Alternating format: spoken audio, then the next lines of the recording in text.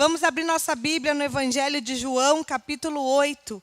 E vamos falar de um trecho tão conhecido das Escrituras e também da sociedade, que fala sobre a mulher adúltera. Eu creio que todos nós, em algum momento da nossa vida, já ouvimos falar: quem não tem pecado, que atire a primeira pedra. Não é verdade? É um jargão bíblico que se tornou um jargão popular na sociedade, independente da religião ou crença ou preceito de fé que as pessoas tenham. Nós já ouvimos falar sobre essa porção das Escrituras que está no Novo Testamento, no Evangelho de João 8, que fala sobre a mulher adúltera. João 8:1 diz assim: porém Jesus foi para o Monte das Oliveiras, e pela manhã cedo voltou para o templo, e todo o povo vinha ter com ele, e assentando-se, os ensinava. E os escribas e fariseus trouxeram-lhe uma mulher apanhada em adultério. E pondo-a no meio, disseram-lhe: mestre, esta mulher foi apanhada no próprio ato, adulterando. E na lei nos mandou Moisés que tais sejam apedrejadas. Tu, pois, que dize? Isso diziam eles, tentando-o, para que tivessem de que o acusar. Mas Jesus, inclinando-se, escrevia com o dedo na terra.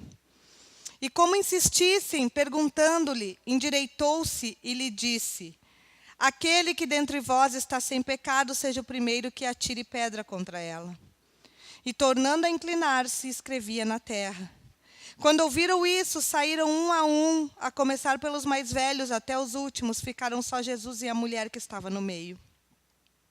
E endireitando-se Jesus, e não vendo ninguém mais do que a mulher, lhe disse: mulher, onde estão aqueles teus acusadores? Ninguém te condenou? E ela disse: ninguém, Senhor. E Jesus disse: nem eu também te condeno. Vai e não peques mais. Amém. Essa é a passagem das Escrituras conhecida como a passagem da mulher adúltera. E fala de algo triste e difícil da nossa sociedade, que é o adultério. Quantas pessoas aqui em nosso meio já caíram num adultério?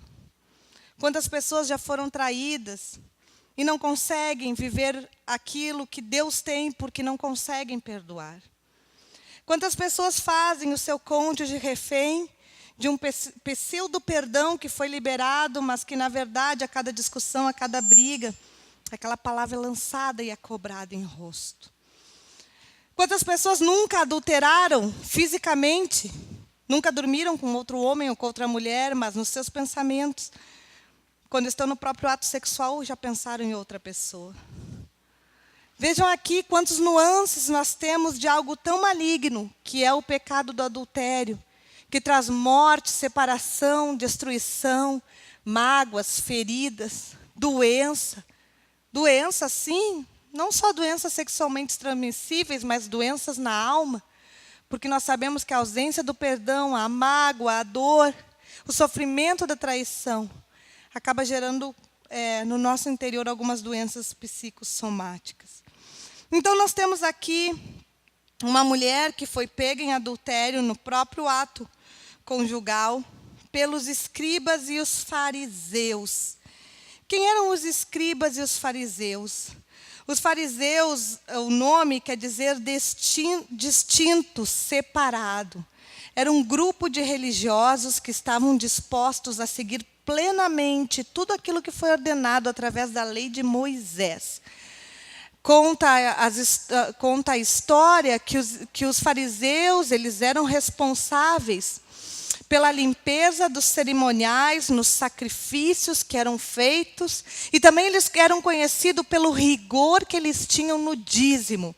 Eles davam os dízimos, inclusive, de sementes, de ervilhas. Você imagina uma plantação de ervilha, onde você colhe os frutos dessa plantação, e você conta as ervilhas que havia nessa plantação, porque você é legalista e você dava o 10% exatamente das sementes que você recebia. Já por sua vez, os escribas, eles eram aqueles doutores e mestres na lei, conheciam a Torá como ninguém, e eram conhecidos pela legalidade da lei de Moisés. Tudo aquilo que estava escrito na lei, eles queriam que fossem 100% cumprido. Eram pessoas que aparentemente estavam acima de qualquer suspeita perante os olhos da sociedade. Porque, embora eles não fossem os sacerdotes, eles representavam facções dos grupos religiosos que demonstravam que a presença de Deus era com eles. Eram pessoas que, se pudessem, como nos dias de hoje, tem gente se dando o título de DD, que é digníssima divindade, no meio gospel, né? Se colocando acima. Eles eram desse tipo de pessoas que queriam o domínio, queriam o destaque e estavam incomodados com a presença de Jesus. Porque Jesus era o Filho de Deus e Jesus veio para morrer pelos nossos pecados e para mostrar que não existe ninguém que não tenha pecado, a não ser Ele que era o Filho de Deus. E essa possibilidade de pecado incomodava demais os fariseus e os escribas e os sacerdotes, que não estão aqui nessa passagem, mas também era um grupo que se enquadrava. Porque o que eles buscavam diante de Deus era a perfeição de uma vida santa e sem pecado. Porém, essa vida que eles tanto queriam, essa vida que eles tanto buscavam, era uma vida falsa. Porque, na verdade, o que eles estavam observando diante de Deus e também diante dos homens era uma aparência de uma vida espiritual santa ou saudável. Com base no que eu estou dizendo isso? Vamos nos ater a esse texto bíblico. Vejam bem, uma mulher que é pega em adultério.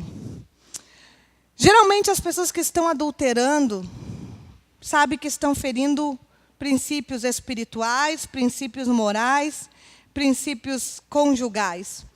Então essas pessoas, elas buscam fazer isso na frente de todo mundo ou de forma escondida? De forma escondida, não é verdade? Então, essa mulher estava num ato conjugal e ela foi pega em flagrante. Mas de que forma vocês acham que ela foi pega em flagrante? Porque os escribas e os fariseus estavam controlando a vida dessa mulher e fizeram uma espécie de emboscada para que no momento oportuno ela fosse pega.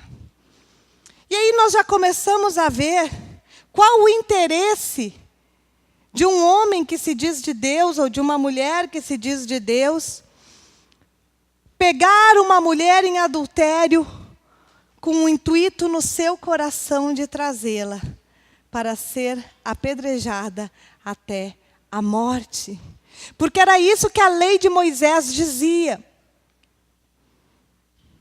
Será que essas pessoas têm no seu coração bondade? Será que essas pessoas têm no seu coração compaixão, misericórdia? O que eles buscavam? Eles buscavam sangue. Eles não buscavam que a vida dessa mulher fosse restaurada e que essa mulher fosse levada a um arrependimento e que esse casamento fosse restaurado. Não! O que eles queriam de fato é que essa mulher fosse condenada e, acima disso, que Jesus fosse constrangido diante daquela situação, a fazer algo que era contra a lei de Moisés. Tanto que quando eles se referem a Jesus, mestre, eles não se referem a Jesus de uma forma genuína, reconhecendo que ele era o Filho de Deus e reconhecendo a autoridade. Não. Quando eles olham para Jesus e dizem mestre, eles estão ali num espírito de deboche e num espírito de confronto. Vamos ver agora o que esse homem diz que deve ser feito. Então, o que acontece, irmãos? Nesse objetivo de acusar e constranger Jesus, Jesus então vem com um ensinamento que é a compaixão. E que é algo que falta hoje em dia na sociedade, na família, na igreja, no trabalho. A capacidade de se colocar no lugar do outro. A empatia. Nós vivemos numa sociedade, nos grupos sociais que nós estamos inseridos, e até dentro da igreja, Nós temos uma dificuldade em se colocar no lugar do outro. Nós temos uma dificuldade em ver a coisa sobre outras perspectivas, que talvez não seja a nossa verdade, ou talvez não seja a vivência que nós temos de vida. Então, Jesus, cheio de graça, ele olha para aqueles homens que estão ali, imbuídos de homens de Deus, cheios de verdade, e ele diz: aquele que dentre vós está sem pecado, seja o primeiro que atire a pedra contra ela. Ou seja, Jesus, cheio de sabedoria e cheio de misericórdia, a palavra misericórdia, do latim, ela quer dizer compaixão e coração. A misericórdia quer dizer um coração compadecido. Ele confronta as pessoas. E naquele momento, aqueles homens que se diziam tão cheios de Deus, tão observadores da lei, eles davam o dízimo das ervilhas. Eles eram exímios nos cerimoniais de sacrifício. Eles conheciam a Torá como ninguém. Mas eles não vivenciavam aquilo que a palavra de Deus ensinava. E eles eram bons religiosos. E nós vemos o perigo, irmãos, de mais de 2000 anos depois, estarmos eu e você aqui ouvindo esse versículo, ouvindo essa passagem, nos identificando com estes homens que conheciam tanto a palavra de Deus, mas o seu interior era vazio. Ausente de compaixão, ausente de perdão, ausente de misericórdia. Porque eles não percebiam que esta mulher precisava de ajuda. Pelo contrário, eles queriam sim que esta mulher morresse até a morte, porque ela foi duramente pega em adultério. E o que incomodava em Jesus, e muitas vezes nos incomoda quando nós estamos dentro de um espírito religioso, é a quebra da hipocrisia. Porque nós gostamos de uma aparência de religiosidade. Nós gostamos de uma aparência de santidade. Nós gostamos de tudo dentro dos conformes, o exterior. Mas Jesus, a Bíblia diz que Deus vê aquilo que o homem não pode ver. Porque nós olhamos o exterior, mas Deus conhece o interior. E Jesus sabia que aqueles homens, aparentemente, eles eram perfeitos, mas interiormente eles estavam podres e ausentes da presença de Deus. Aleluia! Mas eles cumpriam todos os requisitos, cumpriam. Quem sabe eles seriam o pastor profissional do século 21, terno, gravata, sapato de piton, né? Bem bleia, amém? Só que o interior deles não havia o principal, que é o que Jesus veio nos ensinar nessa terra, o amor ao próximo. E nossas igrejas, as igrejas em geral, elas têm a tendência de, com o passar do tempo, se tornarem mecânicas e religiosas, buscando uma aparência, mas não sendo um lugar de cura, não sendo um lugar de encontro, não seja um lugar de consolo, mas sendo verdadeiros tribunais da Inquisição. Fingimos sentimentos, pensamentos, fingimos atitudes. Trouxemos um envelope e depositamos aqui. E o tesoureiro vai contar. E chega lá e tem envelope vazio. Mas por que tem um envelope vazio? Porque, quem sabe, alguém não tinha condições de colocar nada, mas ficou constrangido e trouxe o seu envelope. Quando, na verdade, o que Deus deseja não é a nossa aparência. Porque se nós não temos nada, Deus sabe que nós não temos. É o nosso coração. E essa passagem, ela é tão conhecida porque ela nos traz o confronto que é a nossa consciência guiada mediante o Espírito Santo. Porque todos nós temos uma consciência. E nós podemos escolher se ela é ministrada e guiada pelo Espírito de Deus, ou se ela é ministrada e guiada pelo espírito humano, ou até por Satanás. Nós podemos fingir muitas coisas aqui. Quantas coisas de Deus nós não vivemos pensando no que os outros vão falar? Quantas vezes eu tenho vontade de me jogar aqui no chão e chorar, mas eu penso, eu não posso, eu sou uma pastora, as pessoas vão olhar para mim.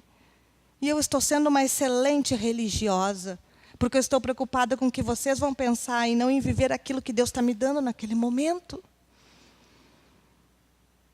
E quantas vezes vocês também se identificam em momentos específicos da vida de vocês, em que nós temos uma direção para fazer algo, mas nós ficamos presos por aquilo que as pessoas vão falar. Ou por aquilo que as pessoas vão dizer, ou se nós teremos uma popularidade aprovada ou não diante das coisas que nós fazemos. Aleluia. Irmãos, nós precisamos nessa noite dizer para as pessoas que elas não precisam ter medo de serem julgadas. Porque quem aqui de nós não tiver o primeiro pecado, começando por mim, que atire a primeira pedra. Aleluia! Veja, Jesus afastou uma sentença de morte da vida desta mulher e deu a ela a oportunidade de escrever uma nova história diferente. Só que muitas vezes nós temos a tendência de achar que quem peca está fora do reino dos céus. E quem de nós nunca pecou? A Bíblia diz, irmãos, em 1 João,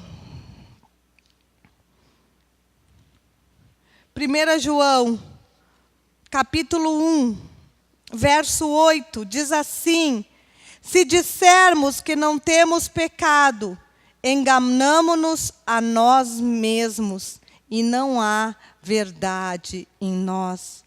Mas, se confessamos os nossos pecados, Ele é fiel e justo para nos perdoar os pecados e nos purificar de toda a injustiça. Se dissermos que não pecamos, fazemo-nos mentirosos e a sua palavra não está em nós. Aleluia. Significa, irmãos, que o pecado é algo que nós temos que lutar todos os dias na nossa vida. Significa que a cada dia, a cada momento de pressão, a cada circunstância, nós temos a oportunidade de pecarmos ou agirmos de acordo com a vontade de Deus, mas é a cada dia, todo dia, como um conta-gota. Porque a nossa tendência humana é a tendência ao erro.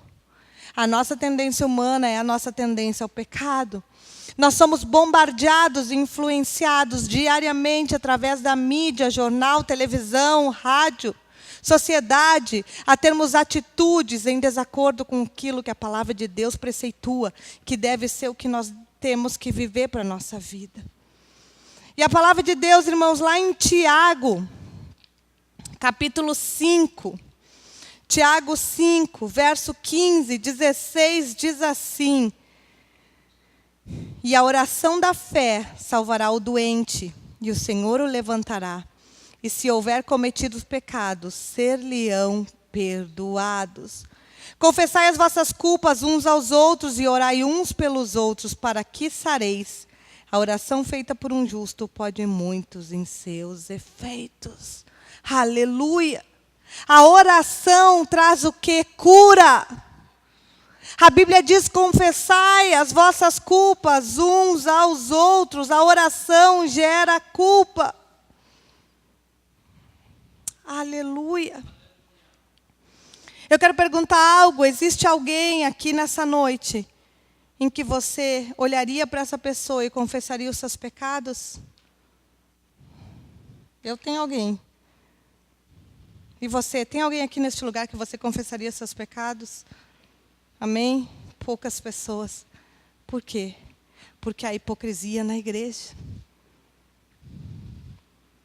porque há hipocrisia na nossa vida.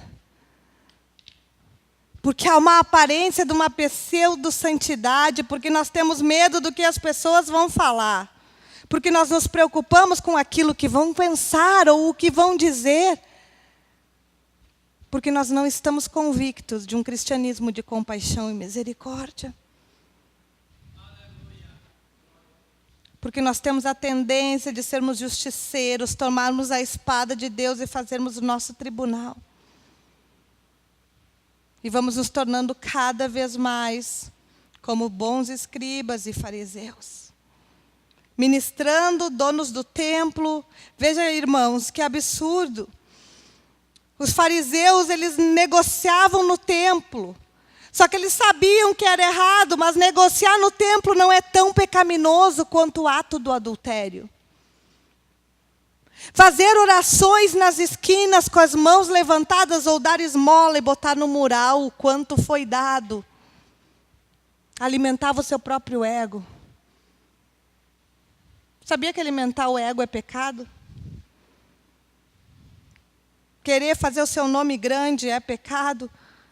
Porque deu a confusão lá da Torre de Babel. Porque eles disseram, vinde, façamos o nosso nome grande. Todas as vezes que nós queremos retirar a glória do Filho de Deus e centrar em homens, nós estamos pecando. Todas as vezes que nós temos um índice de pecados na nossa vida, nós estamos carentes da graça de Deus. Porque nós achamos que a fofoca é um pecadinho, mas o adultério é um pecadão. A Bíblia diz que se eu olhar para um homem e cobiçar, eu já estou pecando. A Bíblia diz que se eu olhar para uma mulher e pensar, como ela é formosa, eu já adulterei no meu coração? Ah, não, mas foi só na mente. Mas o que tem de mais sagrado, senão no interior do nosso coração? Esse é um caminho, irmãos, que nós precisamos vigiar para não tomar. Porque o cristianismo é o relacionamento com Deus, é a essência. Mas quando nós passamos a comparar os nossos pecados, nós vamos andando por caminhos de hipocrisia profunda.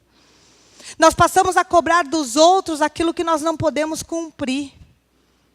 Nós passamos a ter modelo, padrão de conduta de pessoas, mas nós mesmos, na nossa própria vida, não conseguimos cumprir aquilo que nós colocamos como um padrão de excelência. Então, irmãos, nós passamos a justificar os nossos pecados. E não existe nada pior diante de Deus do que você justificar um pecado, você dizer, não, Senhor, eu pequei, mas veja bem, eu pequei porque eu não tive controle sobre a minha carne. Eu pequei porque eu não tive domínio próprio. Eu pequei porque eu fiquei irada e eu fui incitada a pecar. Eu pequei porque... Deus não quer saber por que nós pecamos, porque Ele sabe por que nós pecamos. Ele quer somente que nós venhamos a confessar, Senhor, eu pequei. Aleluia! Mas por que é tão difícil para o homem e para a mulher chegar diante de Deus e dizer, eu pequei, ponto. Nós somos bons arguidores de defesa, nós somos excelentes advogados diante de Deus, porque nós dizemos, Senhor, eu pequei, mas veja, Senhor, vírgula. E começamos então a contar a história que Deus já sabe. E que Deus conhece a raiz da amargura do nosso coração, a raiz de todos os males. Nós não podemos justificar os nossos pecados, nós precisamos confessar os nossos pecados. Aleluia! É por isso que nós estamos aqui nessa noite, na ceia do Senhor. Porque nós vimos ali em João que aquele que diz que não tem pecado é mentiroso. E nós devemos pedir, Senhor, sonda-me, se há em mim algum caminho mau, livra-me, Senhor, e ajuda-me a andar de acordo com a tua vontade. Irmãos, por que existem pensamentos nossos que não podem ser expostos? Porque nós sabemos que pensamos coisas que desagradam a Deus. E o nosso pensamento, o nosso pecado não é somente por ação. Eu peco por pensamento. Eu peco por omissão. A Bíblia diz que aquele que sabe fazer o bem e não faz, peca. Se eu vejo um irmão que precisa de um ato de bondade meu, seja ele qual for, uma oração, um empréstimo de um bem, uma ajuda, eu não sei, uma necessidade, e eu sei fazer o bem e não faço, peco. Quantas vezes nós nos sentimos defraudados, ajudamos, estendemos as mãos, não temos reconhecimento. E vemos a pessoa em necessidade, dizemos, pois é, dor de barriga não dá uma vez só, né? Agora te vira. Estamos tentando aplicar a nossa própria justiça a uma circunstância que não é humana e que sim é espiritual. E que Deus quer ter o domínio e o controle desta circunstância. Amém? Quantas mentirinhas nós contamos sem necessidade? Por quê? Algumas pessoas têm vergonha em dizer a verdade. Eu não tenho, eu ligo para a pessoa e digo, olha, eu quero dizer que eu me esqueci. E eu me esqueço, às vezes, das coisas. Mas aí nós queremos arrumar. Não, se eu disser que eu esqueci, é feio. Eu vou ligar e vou arquitetar uma... Quem é o pai da mentira? Filho do diabo. Todas as vezes que nós mentimos, nos parecemos com quem? Com ele. Amém?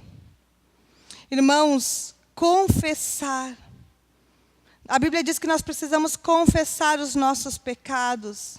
Mas muitas vezes nós não confessamos porque nos importamos com a impressão das pessoas a nosso respeito. A reputação. Todos nós aqui temos uma certa reputação, boa ou má, ou média, mas nós temos. Então nós pensamos, não, eu não vou confessar esse pecado oculto, esse pecado de estimação, esse pecado escondido, por causa da minha reputação. Quantas vezes as pessoas vêm à igreja por causa da reputação? Estão no pecado, no mundo, na imundície. Vêm ao culto, mas não estão centradas em relacionar-se com Deus. Vêm ao culto para cumprir um protocolo de reputação.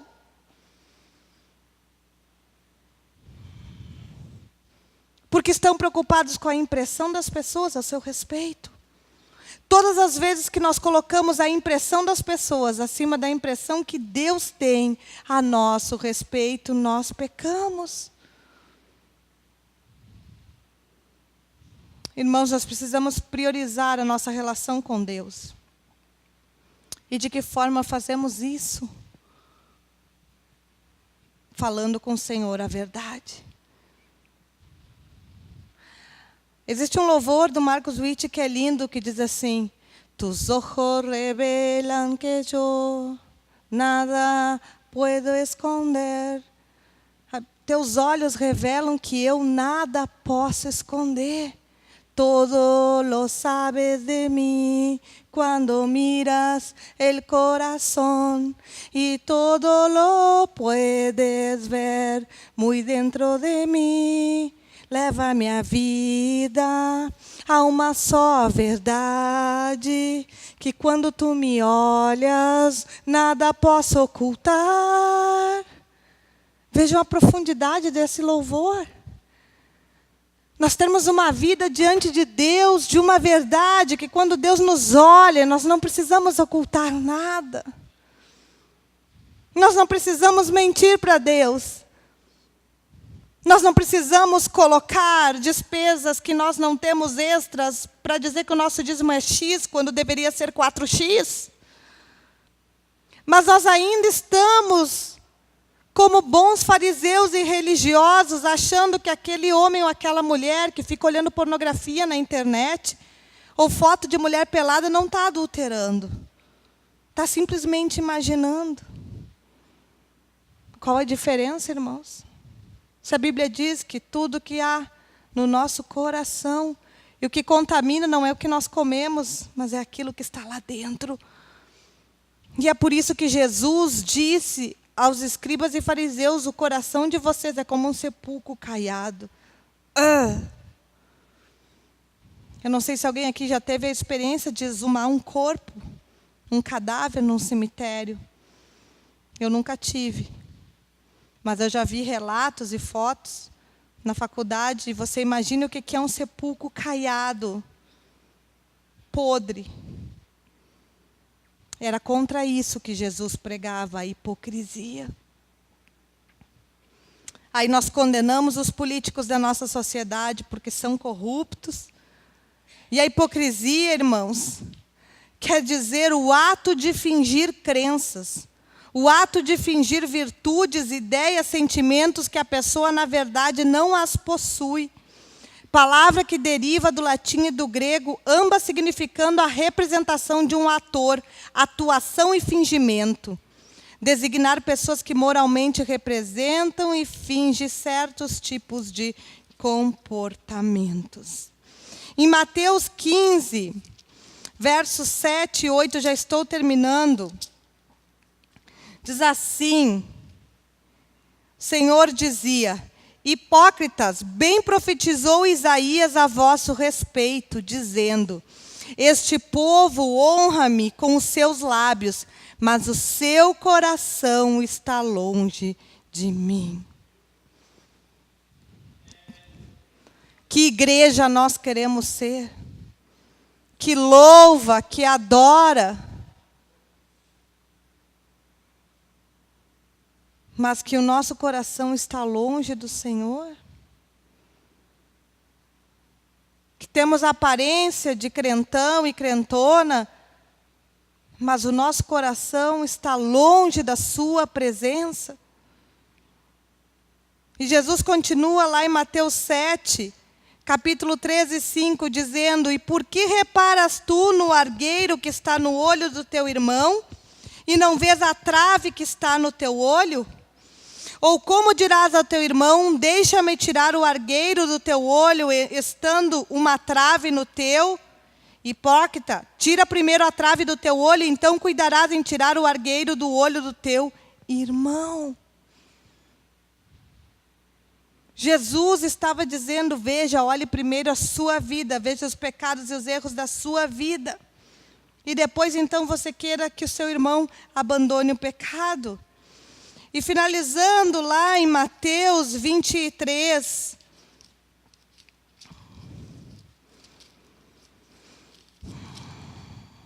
verso 27 e 28, diz assim: ai de vós, escribas e fariseus, hipócritas, porque sois semelhantes aos sepulcros caiados, que por fora realmente parecem formosos, mas interiormente estão cheios de ossos mortos e de toda a imundícia. Assim também vós, exteriormente, pareceis justos aos homens, mas interiormente estáis cheios de hipocrisia e de iniquidade. Misericórdia. Nós precisamos, irmãos, confessar os nossos pecados diante do Senhor. Mateus capítulo 10, irmãos, e já estou terminando, diz assim a palavra do Senhor, Mateus 10, 28, diz assim: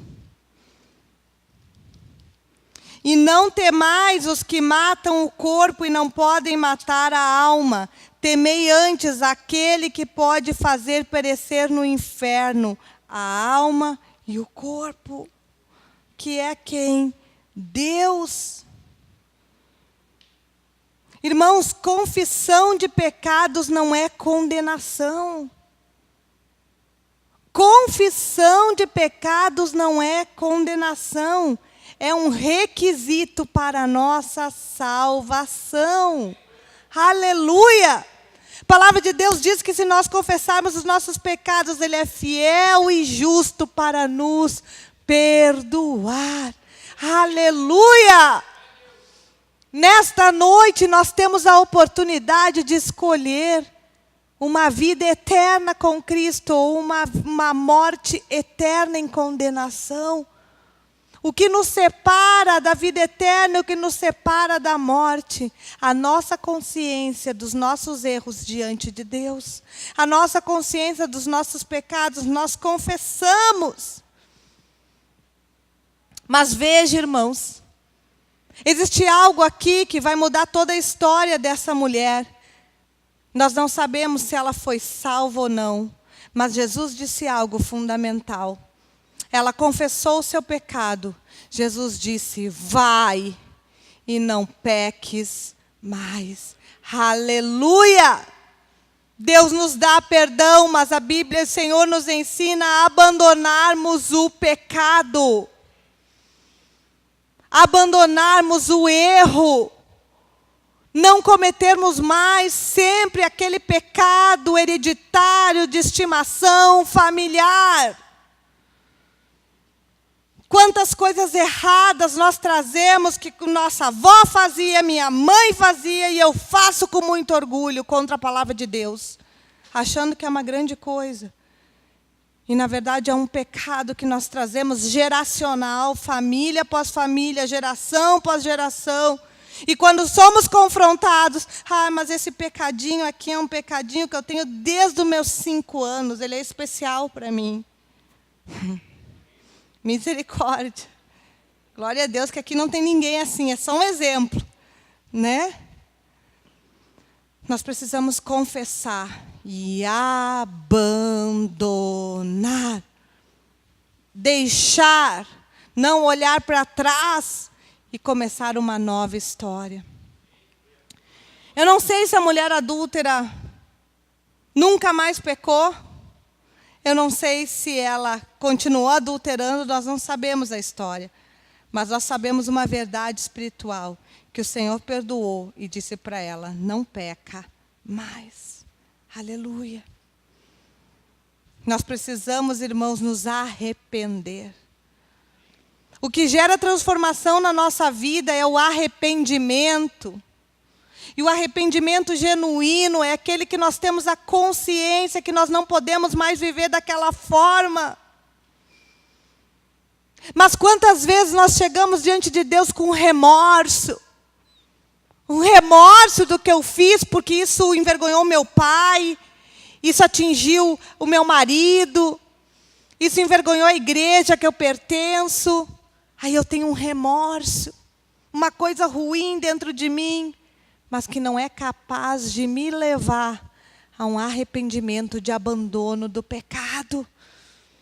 Eu até choro, eu me sinto mal, mas eu não abandono, porque no meu interior foi gerado um remorso. Agora o arrependimento, aleluia, ele gera transformação e abandono ao erro. O arrependimento genuíno, ele me tira daquela circunstância, eu tomo uma decisão, eu não vou mais viver dessa forma, porque realmente eu me arrependi. Aleluia. Eu me converti, eu convergi o pecado. Eu não fui convencido nem pressionado pelas circunstâncias ou pelas pessoas. O que houve foi arrependimento. E o arrependimento, irmãos, não é quando nós choramos, é quando nós mudamos. Nós até podemos chorar e nos arrepender, mas o arrependimento verdadeiro é a mudança.